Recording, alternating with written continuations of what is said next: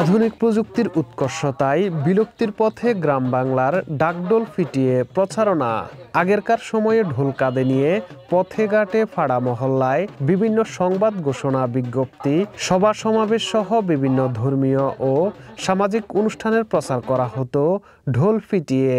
তেমনই এক দৃশ্যের দেখা মিলল জয়পুরহাটের আক্কেলপুর উপজেলায়। আক্কেলপুর উপজেলার তিলকপুর হাটে ঠিক ঐতিহাসিক যুগের ধারাবাহিকতায় ঢোল ফিটিয়ে উপজেলার সরকারি জলমহল ইজারা বিজ্ঞপ্তি প্রচার করতে দেখা গেছে। এই সময় দেখা যায় হাটের লোকজন অনেক আগ্রহ নিয়ে প্রচারণা শুনছেন। তো এরকম তো ঢাক ঢোল পিটিয়ে পুকুর ইজাদার এটা আগে কখনো আমাদের চোখে পড়ে নাই। তো আজকের এই বিষয়টা দেখে আমাদেরকে অনেক ভালো লাগতেছে। আগামী তো এরকম হলে সাধারণ জনগণ বিষয়গুলো জানতে পারবে এবং আমাদের জন্য অনেক ভালো হবে। এইরকম করে ঢাক ঢোলক বাজে পুকুর ইজারার আমরা কোনো দিন দেখিনি, এখন দেখে খুব ভালো লাগছে। এইরকম করে দিলে জনসাধারণ পুকুর ডাকে চাষ করে গরিব দিকে সবার অধিকার আছে, সবাই ডাকে চাষ করে খেতে পারবে, অনেকের উপকার হবে, এতে খুব ভালো লাগছে। জলমহলে 1431 বাংলা সনের খাস আদায় কার্যক্রম চলিতেছে। যদি কোনো ব্যক্তি বা প্রতিষ্ঠান 1431 বাংলা সনের জন্য বিজয় গ্রহণ করতে ইচ্ছুক, আক্কেলপুর উপজেলার জলমহল কমিটি কর্তৃক যে সমস্ত পুকুরগুলো 1431 সালে এখন ইজারা হয়নি, সরকারি রাজস্ব আদায়ের জন্য এই পুকুরগুলোকে স্বচ্ছতার ভিত্তিতে খাস আদায়ের মাধ্যমে প্রকৃত মৎস্যচাষীদের মধ্যে আমরা 1 বছর মেয়াদি খাস আদায় করার প্রক্রিয়া গ্রহণ করেছি। উপজেলার জলমহল কমিটির সিদ্ধান্ত মোতাবেক আমরা যাবতীয় কার্যক্রম গ্রহণ করেছি এবং প্রতিটি হাটে এবং পুকুর এলাকাতে ঢাক ঢোল পিটিয়ে মাইকিং করে জনসাধারণকে সচেতন করতেছি। আমরা এক্ষেত্রে সকলের সহযোগিতা কামনা করতেছি। আমরা প্রকৃতপক্ষে জলমহল নীতিমালায় এই ঢোল শহরত যে একটি প্রাচীন যে পন্থা ছিল মানুষকে ইজারার বিষয়ে জানানোর বিষয়ে, তো সেটি আমাদের জলমহল নীতিমালায় এখনও বিদ্যমান, কিন্তু এটার প্রচলনটা হারিয়ে গেছে আমাদের মধ্য থেকে।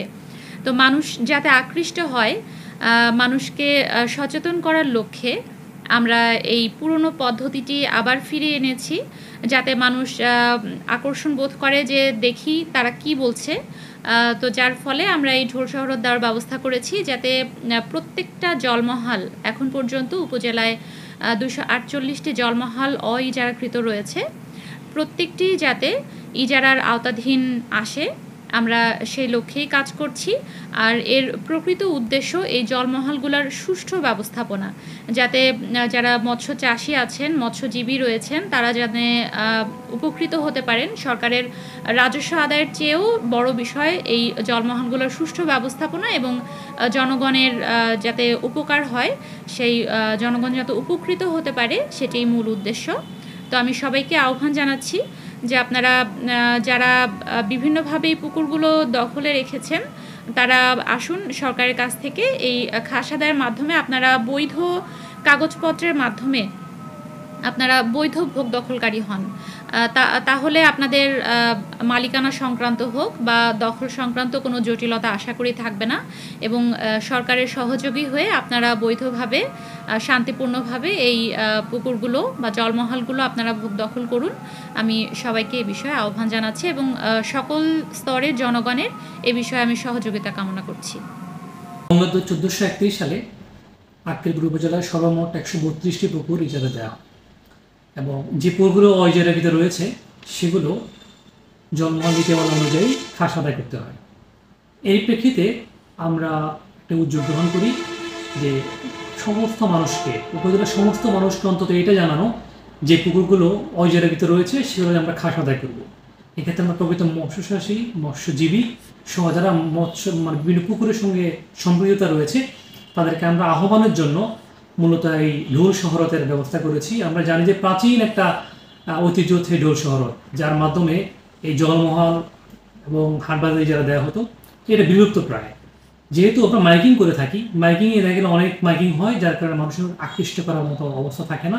তাই ঢোল শহরতের মাধ্যমে আমরা পূর্বের প্রাচীন ঐতিহ্যকে ফিরিয়ে এনে চেষ্টা করছি মানুষ যেন অন্তত এই খাসাদের বিষয়টা জানতে পারে এবং সবাই যেন স্বপ্নদিত হয়ে আমাদের কাছে আবেদন করে। আমাদের উদ্দেশ্য হচ্ছে যে আমাদের যে 248টা পুকুর এখনও এই জায়গাতে রয়েছে, সবগুলো পুকুর যেন খাসাদের মাধ্যমে আমরা সরকার রাজস্ব বৃদ্ধি করতে পারি। এবং এই বিষয়টাকে সামনে রেখেই আমাদের এই আয়োজন, এবং ঢোল সহায়তার মাধ্যমে সমস্ত মানুষ যেন আকৃষ্ট হয়ে এবং যারা না জানবে তারাও যেন এই বিষয়টা জানতে পেরে আমাদের কাছে আবেদন করে। আবেদন প্রক্রিয়াতে আমাদের উদ্দেশ্য আমরা সমস্ত পুকুরগুলো উপজেলা আমরা খাসা রাখি।